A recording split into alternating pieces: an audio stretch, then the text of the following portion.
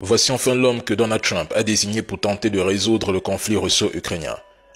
Bonjour la famille, j'espère que vous allez tous bien. Si vous êtes nouveau, n'oubliez pas de vous abonner à la chaîne et activer la cloche des notifications. Merci. L'ex-général Kate Kellogg. Ce dernier n'a pas mâché ses mots.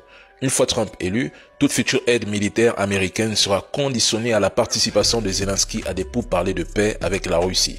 Sans cela, Kiev pourra dire adieu au soutien américain.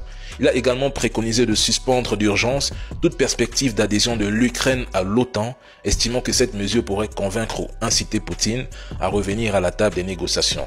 Kate Kellogg n'a pas hésité à critiquer la gestion de la crise par l'administration Biden, qu'il juge incompétente, avec une politique étrangère qualifiée de chaotique. Selon lui, la guerre en Ukraine aurait pu être évitée si une approche différente avait été adoptée. Dans un document détaillé, il souligne que ce conflit est devenu une impasse non seulement pour l'Ukraine, mais également pour les États-Unis. Dans ces conditions, il estime qu'il est même absurde de continuer à financer le gouvernement de Zelensky, d'autant plus que l'Ukraine ne semble plus en mesure de réaliser des percées décisives sur le terrain.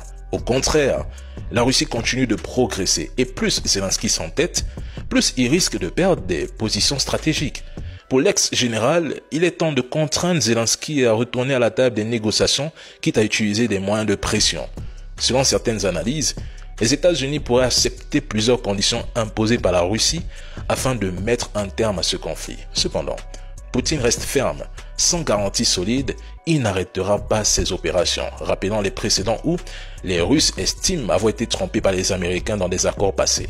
Et enfin, dans un récent discours, Zelensky semblait déjà préparer les Ukrainiens à la perte de l'intégrité territoriale de leur pays, reconnaissant implicitement que la Crimée et le Donbass, principaux objectifs de l'opération spéciale russe, pourraient ne jamais être récupérés.